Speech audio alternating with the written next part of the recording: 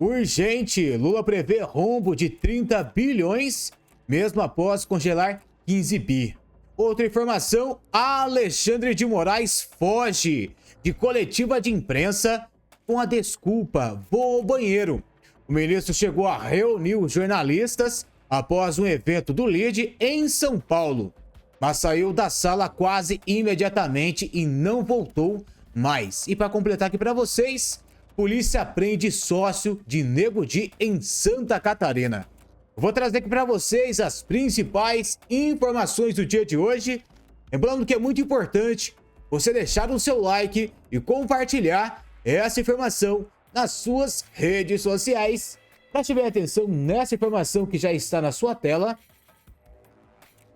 Fontes do governo adiantaram que obras ainda não iniciadas vão ser as áreas mais afetadas pelo bloqueio, principalmente dos Ministérios do Desenvolvimento Regional, das cidades, do turismo e do esporte. Saúde e educação também devem sofrer, porém com menor impacto. O anúncio do congelamento de 15 bilhões de reais foi bem recebido pelo mercado, mas especialistas avaliaram que é preciso mais. Cálculos internos do governo dão conta de que ainda será necessário um corte de mais 10 bilhões de reais até o final do ano para garantir o cumprimento da meta fiscal. Ao contrário do que a ministra Simone Tebet disse a jornalistas, ela e Fernando Haddad confidenciaram que foi difícil sim convencer o presidente da necessidade de cortar despesas.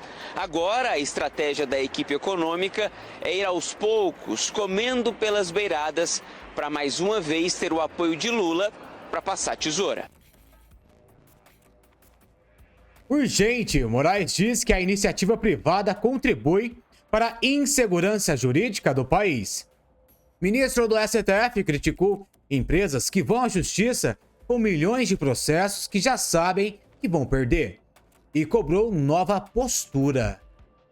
Então, em resumo, porque meu tempo já se encerrou, o primeiro ponto para garantir maior segurança jurídica, maior celeridade, é exatamente uma mudança de mentalidade. Enquanto nós não tivermos uma mudança de mentalidade da iniciativa privada, do próprio Poder Judiciário, que diz respeito a decisões vinculantes do próprio Poder Judiciário, enquanto nós não tivermos esse acertamento entre nós, ou nós alteramos a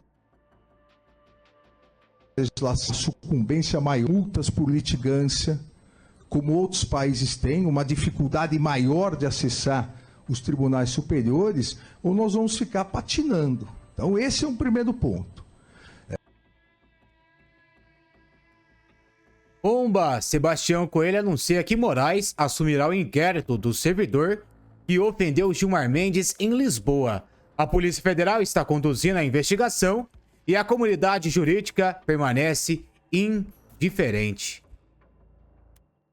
A Polícia Federal está com o inquérito aberto para verificar aquela fala do senhor Ramos lá em Lisboa. Gilmar, você já sabe, mas se não fosse relembrar, só dizer que você, editor STF, foi uma vergonha para todo o Brasil, para todo mundo, tá? Só isso, tá? Falou 3, 4 palavras, vai ser julgada no Supremo Tribunal Federal. E a comunidade jurídica acha isso normal. Não pode ser normal uma coisa dessa. O arbítrio, ele passou de todas as fronteiras. Ele entrou com uma ação civil contra o Ramos, lá no Tribunal de Justiça de Brasília, que eu não posso advogar, sou impedido lá. E o Ramos entrou com uma ação contra o ministro Gilmar Mendes. Fez uma reconvenção dentro do processo. É um processo civil, tá aqui o ministro e tal. Mas aí já veio a Polícia Federal dizendo, não, isso aqui é um grande crime. Mas é mais um caso, o Marco Antônio, Duda, diz que nós temos que manter na pauta, na evidência. Nós não podemos dar sossego para esses cidadãos que vão abusando de poder nos bastidores. Não, vocês querem abusar? Abusem, mas entendam que vai ter resistência e vai ter publicização. Vai ser divulgado os abusos, porque eles não temem fazer o mal feito, mas eles temem a divulgação do mal feito. E abuso de autoridade não tem mal feito pior do que usurpar a função pública e praticar abuso de autoridade.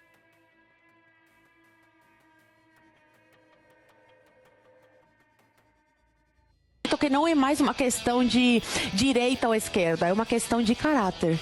Ou você tem caráter ou você não tem caráter, porque não existe, do fundo do meu coração, não existe uma pessoa que tem caráter apoiar e fazer campanha pro Lula hoje. Não tem. Só ver o histórico, só pegar o histórico do PT, só pegar o histórico do Lula, dos 14 anos de PT no poder, Dilma, Lula, não tem como você hoje, né, cidadão de bem, falar, vou votar no PT. Já deu, não tem mais como você ficar em cima do muro, não tem mais como você apoiar esse lado aí. Ou você tem caráter ou não tem. Pra mim é isso, é 880. Meus amigos, preste bem atenção agora nessa informação aqui que é importantíssima. A sua atenção e o seu compartilhamento e daqui a pouco a informação do dia.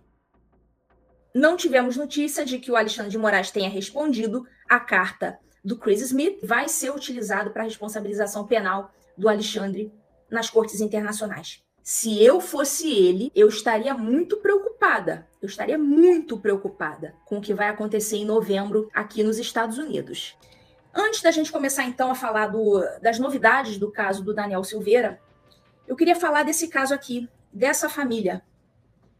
Eu acho que vocês não devem ter ouvido falar nisso. Não sei se eu estou sendo a primeira aqui a falar, mas é um caso bem bizarro. Essa família aqui é a família de um dos presos do 8 de janeiro, que é esse senhor aí, o José Ricardo Fernandes Pereira. Alguém aqui já ouviu falar nesse caso? José Ricardo Fernandes Pereira. Ele tem 51 anos e ele é um dos presos do 8 de janeiro. E eu vou falar para vocês aqui o que aconteceu com ele. Que coisa bizarra e que eu não tô vendo a imprensa noticiar. Não tô vendo. Pois bem, eu vou dizer para vocês o que aconteceu com esse moço. Você tá vendo ele aí? Acredito que sejam os 3 filhos dele. Ele tem 3 filhos adolescentes. Ele tem uma mãe idosa de 89 anos e ele é marido da minha seguidora chamada Elis Barbosa. Queria mandar um abraço para Elis. Ela me mandou um e-mail, mandou inclusive essa foto aqui. Falou, doutora, divulga esse caso, tal. Aí agora eu consegui parar para ler o e-mail dela. Queria mandar um abraço para ela, deixar a minha solidariedade. E, enfim, dizer que a gente está junto nessa, pode contar comigo para divulgar esse caso sim. O que aconteceu com o José Ricardo? Ele estava lá, a Elis, a esposa dele, diz, olha, ele é um cara pacífico, ele não quebrou rigorosamente nada no 8 de janeiro e foi levado para Papuda. Ele está atualmente em tratamento psicológico, mas calma que eu vou dizer a bizarrice do caso dele. Essa eu nunca tinha visto. Ele hoje está em tratamento psicológico e também ele está em tratamento dentário, porque lá eles não estavam dando fio dental para os presos fazerem a sua higiene bucal. Então ele acabou, né, tendo que fazer um tratamento dentário por causa disso aí, por falta de fio dental. Olha que loucura. Então esse é o relato da Elis. Aí olha o que aconteceu. Duas coisas bizarras desse caso aqui. A Elis, ela disse que o José Ricardo, ele recebeu a picadinha, né? Ele saiu da Papuda e foi levado para São Paulo. E chegando lá, ele recebeu a picadinha contra a vontade dele. Começa por aí. Essa é a primeira coisa. Já pensou vocês receberem uma inoculação de uma substância, né, contra a sua vontade? Pois ela disse que isso aconteceu com ele, que ele não queria e foi obrigado. E segundo ela, ele tomou essa picadinha porque ele estava sendo ameaçado de ter a sua pena prorrogada. E que essa ameaça, segundo ela, teria sido feita por um agente penal de saúde. Bizarro, né? Então isso aí é algo que tem que ser investigado. Essa é a denúncia da senhora Elis Barbosa. Então eu não sei se tem algum advogado aí assistindo ao TV em Justiça. Eu também não sei, ela não entrou em detalhes se ela tem algum advogado cuidando do caso dela, mas o fato é que ela fez esse relato e tem mais outra coisa ainda bizarra sobre o caso dele. Ela narra que durante 2 semanas ele permaneceu preso já na Papuda, ou em São Paulo, não sei em qual dos dois lugares, mas ele permaneceu preso com tornozeleira eletrônica. Olha, isso eu nunca tinha visto. Porque ou você está preso no estabelecimento prisional, correto? E, portanto, você não vai usar uma tornozeleira eletrônica, porque você já está lá dentro. Ou se você estiver sob medidas cautelares, você pode estar, sim, usando uma tornozeleira eletrônica, só que na sua casa. Tornozeleira eletrônica é para quem está sendo observado fora do estabelecimento prisional. Não é isso? Então, para a administração da justiça saber que você não vai fugir, e se fugir, a tornozeleira vai apitar, eles vão saber que você fugiu. Então, obviamente que a tornozeleira eletrônica, ela serve para réus ou investigados que estão fora do estabelecimento prisional. Só que o que ela está narrando aqui é que ele, por 2 semanas, ele ficou dentro do estabelecimento prisional com a tornozeleira. Olha, essa eu nunca tinha ouvido falar. Então, assim, além de ser, obviamente, uma humilhação para a pessoa, a gente pode caracterizar também como um ato de tortura. É como se fosse uma ação orquestrada para minar as forças daquela pessoa. A pessoa já está presa, já está sem a sua liberdade, e ainda fica lá com a tornozeleira, incomodando na sua perna. Então, assim, esse caso eu gostaria de ver apurado. Eu gostaria que alguém acionasse o Ministério Público Federal para que investigue essa, no mínimo, irregularidade que aconteceu. No mínimo, esse senhor vai ter que ser indenizado pelo menos por isso. Fora pelo fato de que é um preso político. Mas pelo menos por essas circunstâncias. Primeiro, por estar de tornozeleira dentro do estabelecimento prisional, o que não faz o menor sentido. E segundo, por ter tomado a picadinha contra a sua vontade. Tudo isso, ele vai ter que ser indenizado no futuro. Então fica aí exposto o caso do senhor José Ricardo Fernandes Pereira, que é marido da senhora Elis Barbosa, seguidora aqui do canal. Tá bom? Então fica exposto aí esse caso. E agora nós vamos mostrar um outro caso. Vamos começar aqui a explicar o caso do Daniel Silveira, que eu realmente não queria deixar passar isso em branco. Queria mandar, inclusive, um abraço para a doutora Paola Daniel, dizer que eu nunca esqueci o Daniel, sempre que eu tenho uma oportunidade, lá em Boston, inclusive, na palestra que eu fiz, eu estou sempre lembrando do caso do Daniel Silveira.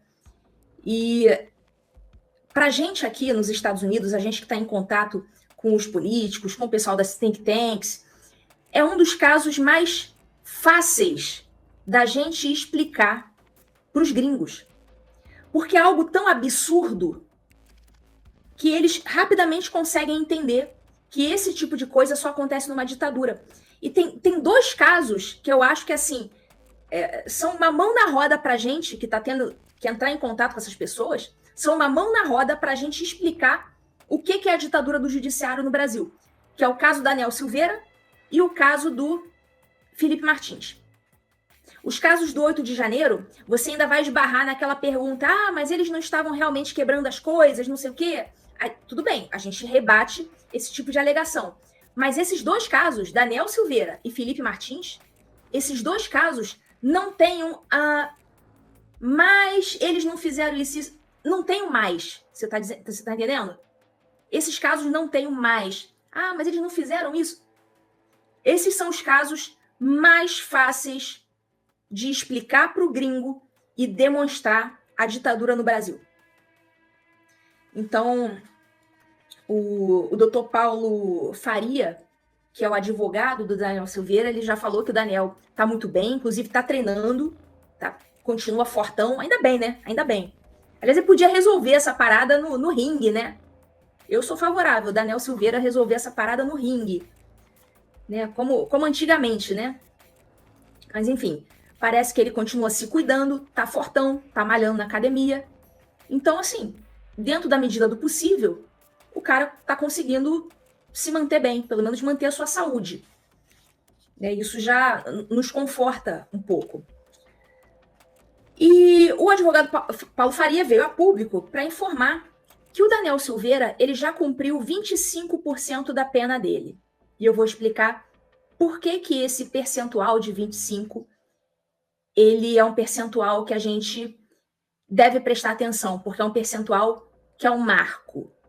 Ele diz alguma coisa e ele coloca o Alexandre de Moraes em maus lençóis, mais do que ele já está.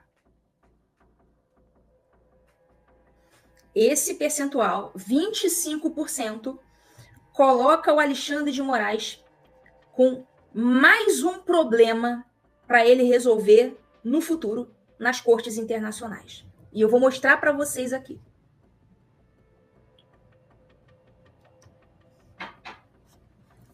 O doutor Paulo Faria falou que o Daniel Silveira já está há mais de 80 dias em situação de já poder ir para o semiaberto.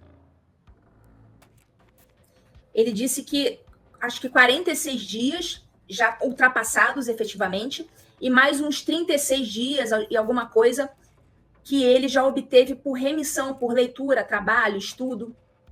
Porque quando o apenado ele trabalha, ele estuda, ele consegue remir parte da pena. Então, ele vai conseguir reduzir. E ele já tem mais ou menos uns 36 dias de pena, de dias remidos pelo trabalho e pelo estudo, e mais uns 46 dias que já passaram mesmo desses 25%. Então, ele já cumpriu.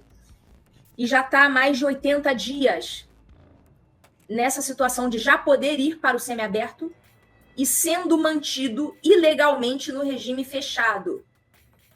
Vocês estão entendendo a situação do Daniel. E o doutor Paulo Faria, ele falou o seguinte, que ele já fez um montão de pedidos, acho que mais de 6 pedidos, no processo para o Alexandre de Moraes. Já apresentou o documento, olha, ministro, ele já cumpriu 25% da pena. Me dá aqui a progressão de regime. Já deu, já foi. Não tem mais o que fazer. Isso não fica ao critério do juiz progredir ou não progredir. O juiz ele só poderia não progredir, nesse caso, se tivesse algum problema, por exemplo, de mau comportamento, se tivesse um exame criminológico proscrevendo a progressão de regime, mas não tem nada disso. O Daniel Silveira é um preso de bom comportamento, já tem atestado nesse sentido, não tem exame criminológico dizendo o contrário. Então, não tem outra opção, o Alexandre de Moraes, a não ser imediatamente progredir o regime dele para o semiaberto. Simples assim. Não tem o que fazer. Isso não fica ao critério do Alexandre de Moraes. Ah, não, a lei está dizendo isso, mas fica na discricionariedade do juiz. Não fica na discricionariedade do juiz. Ele tem que progredir e não progrediu. Já passaram aí 80 dias e não progrediu. O Daniel, ele está preso em Bangu 8, presídio no Rio de Janeiro. Ele está preso há mais de 2 anos. E nesse momento, a informação que nós temos é de que ele divide a cela com 4 outros detentos. Não sei que detentos são esses. E o doutor Paulo já tá reiterando, pedindo para o Alexandre de Moraes fazer a progressão. E segundo o doutor Paulo, o Alexandre simplesmente não despacha. Ele está fingindo que não está vendo. Inicialmente, o Alexandre de Moraes, segundo o doutor Paulo, eu não vi o processo, né? Segundo o doutor Paulo, o Alexandre teria determinado o percentual de 16% para ele progredir. Então, 16% já deu há muito tempo. Aí, quando ele fez 16%, o doutor Paulo chegou lá, opa, 16%, quero a minha progressão. Aí o ministro foi lá e falou, não. Eu falei que era 16%, mas pensando bem, o percentual é 25% e não 16%. Deu aquela sacaneada. Tá? Tudo isso eu estou falando com base no que diz o advogado Dr. Paulo. Tá? Ele disse que isso aconteceu no processo. O Ministério teria inicialmente dado o marco de 16% para progredir, deu os 16%, aí ele não quis dar a progressão. Aí ele falou, não, melhor 25%. Já vou mostrar esses percentuais para você. Por que os percentuais são esses? Eu vou explicar aqui, tá? Aí, beleza. Aí o doutor Paulo tá, bom, o que fazer? Então, vamos esperar dar os 25%. E agora deu. Ele cumpriu os 25%. E agora? E agora o Alexandre tá fingindo que não viu. Tá fingindo que não viu. O Alexandre, segundo o Dr. Paulo, ele aumentou para 25% porque ele disse que o crime do Daniel Silveira teria sido praticado com violência e grave ameaça ao Estado. Quer dizer, o Estado é ele, né? A pessoa dele, né? Ele é o Estado, né? L'État c'est moi. E o doutor Paulo falou que está fazendo pedidos diários. Tá todo dia lá, olha, hoje já são 81 dias. Aí chega no dia seguinte, apresentou outro pedido. Olha, hoje já são 82 dias. Olha, hoje já são 83 dias. E todo dia tá juntando petição lá. Eu tenho até medo dele ser... Do Moraes, ele vê aquele monte de petição pedindo a mesma coisa, cobrando dele que ele faça o que ele tem que fazer, e até multar o doutor Paulo, que vive sendo injustiçado também. Já até foi multado, né, uma vez. Enfim, mas ele tá lá fazendo o trabalho dele como advogado. Deixa eu mostrar aqui para vocês o que diz a lei de execuções penais, para vocês entenderem esse lance desses percentuais. Porque eu ainda não vi ninguém explicando. Vou mostrar aqui, ó. Isso aqui, pessoal, é o artigo 112 da Lei de Execuções Penais, que é a Lei 7.210 de 84. Esse artigo 112, inclusive, ele foi modificado em 2019. E ele diz os marcos temporais para que as pessoas presas possam progredir de regime. E aqui vocês vão ver esses percentuais, 16, 25. Aí aqui vocês vão conseguir enxergar direitinho de onde que estão vindo esses percentuais. Então, eu trouxe aqui para vocês verem com os olhos de vocês. Vamos lá. É porque é ruim, né, ficar acreditando no que as pessoas estão falando. Então, eu gosto de mostrar aqui para vocês verem, para vocês lerem a lei com os olhos de vocês. Olha lá, o que está escrito. A pena privativa de liberdade será executada em forma progressiva com a transferência para regime menos rigoroso, ou seja, progressão de regime. Você vai de um regime mais rigoroso para o regime menos rigoroso. A ser determinada pelo juiz quando o preso tiver cumprido ao menos 2 pontos. 16% da pena, se o apenado for primário e o crime tiver sido cometido sem violência ou grave ameaça. Então, entendam aqui. Esse percentual de 16% para progredir de regime, você tem que ser primário e você tem que ter praticado um crime sem violência e grave ameaça. Certo? Tem que ter esses 2 requisitos para você progredir com 16%. Então, segundo o doutor Paulo Faria, inicialmente o Daniel ficaria aí nos 16%. Só que aí depois o Moraes resolveu subir de 16 para 25. Então, vamos lá para o item 2, para vocês verem de onde que ele tirou 25. Deixa eu aumentar. Ó, item 2, inciso 2. 20% da pena se o apenado for reincidente em crime cometido sem violência à pessoa ou grave ameaça. Então, olha a diferença do primeiro para o segundo. No primeiro, você progride com 16%, mas você é primário. No segundo, é a mesma coisa, só que como você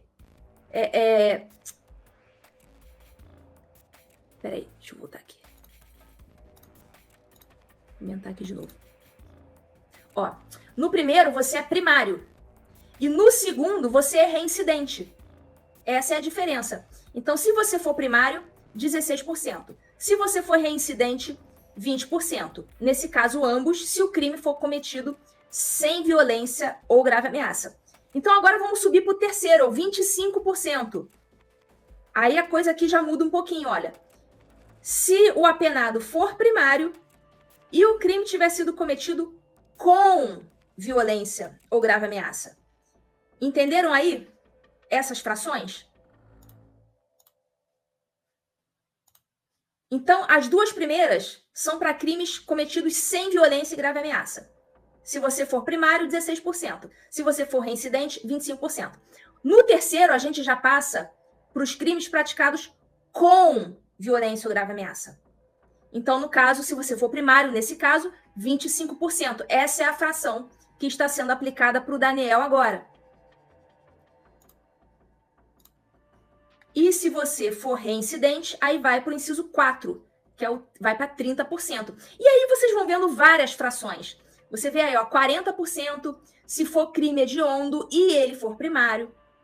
50% se for hediondo com resultado morte. E aí vai aumentando, sabe? 60% se for reincidente em crime hediondo. Tá vendo? E você tem vários, então, percentuais. Entenderam de onde, então, surgiu os 25% do Daniel? E o engraçado é que... Vamos olhar lá de novo no 25. Vamos discutir um negócio aqui interessante. Ó, artigo 112, inciso 3. Ó, 25% da pena se o apenado for primário. Beleza, é o caso do Daniel, é primário. E o crime tiver sido cometido com violência à pessoa ou grave ameaça. Violência à pessoa. Sendo que, segundo o Dr. Paulo Faria, o Moraes disse que teria se tratado de violência contra a pessoa do Estado, ou seja, a pessoa jurídica. É uma forçação de barra, né? É uma baita forçação de barra, né? Então é isso, vocês entenderam então de onde que ele tirou 25% e por que ele já está então aí há mais de 80 dias em abuso de autoridade, no caso Alexandre de Moraes. Então, com isso, ele tem mais um peso para carregar. É mais um elemento que a gente vai jogar na sacolinha. Lembra da sacolinha que eu falei? Aquela sacolinha que já está um sacolão, já está um saco do Papai Noel. De tanta arbitrariedade que a gente vai jogando ali dentro da sacolinha, para a gente um dia pegar essa sacolinha inteira e apresentar para as autoridades competentes, como já está sendo feito aqui fora. Essa vai ser mais uma. E isso facilita muito a gente aqui que está tentando explicar para o gringo o que está acontecendo, para que eles possam nos ajudar elaborando a lei. Inclusive, não tivemos notícia de que o Alexandre de Moraes tenha respondido à carta do Chris Smith, como já era esperado, o que, como eu expliquei para vocês, não faz diferença nenhuma, porque o projeto de lei vai continuar andando. E agora, o Alexandre de Moraes não vai poder dizer depois que não foi avisado, que não foi citado, não foi intimado. Ele foi intimado e não respondeu. Então, beleza, o processo prossegue à revelia, como a gente diz no jargão judicial. Tá certo? Então é isso. Era isso que eu queria explicar para vocês. Né? Voltar aí a mandar um abraço para a doutora Paola, dizer que, né, esse caso não vai ser em vão. O caso do Daniel Silveira não vai ser em vão. Ele vai ser utilizado para a responsabilização penal do Alexandre nas cortes internacionais. Tá bom? E mais essa violência contra ele, né, mais essa arbitrariedade, a gente vai colocando aqui na sacolinha. Pode contar comigo para isso. Meus amigos, prestem bem atenção nessa informação aqui, que eu vou compartilhar com vocês. O ministro Alexandre de Moraes já está sentindo na pele os abusos que ele vem cometendo no Brasil. Alexandre de Moraes foge de coletiva de imprensa com desculpa, vou ao banheiro. O ministro chegou a reunir os jornalistas após um evento do LIDE em São Paulo, mas saiu da sala quase imediatamente e não voltou mais. O ministro do Supremo Tribunal Federal, Alexandre de Moraes, fugiu de uma coletiva de imprensa convocada nesta segunda-feira, dia 22, dizendo aos jornalistas que iria ao banheiro e não voltando na sala onde os repórteres o aguardavam. A coletiva aconteceria na sede do LIDE, organização do ex-governador João Dória, na Avenida Faria Lima, em São Paulo. Imediatamente após o evento organizado sobre segurança jurídica, pilar de atração de investimentos no Brasil, cerca de 10 jornalistas foram reunidos em uma sala onde Moraes chegou a aparecer, saindo poucos momentos depois, dizendo: "Vou ao banheiro, mas já volto." Não voltou. Quem teve que anunciar que o ministro não falaria com os repórteres foi o ex-governador Dória. Justificou o cancelamento da coletiva, alegando que Moraes estava atrasado para um almoço. Esse é o ministro do STF que fugiu, então, da entrevista. Outra informação: polícia prende sócio de Nego Di em Santa Catarina. Anderson Bonetti estava foragido desde a operação que levou à prisão do comediante.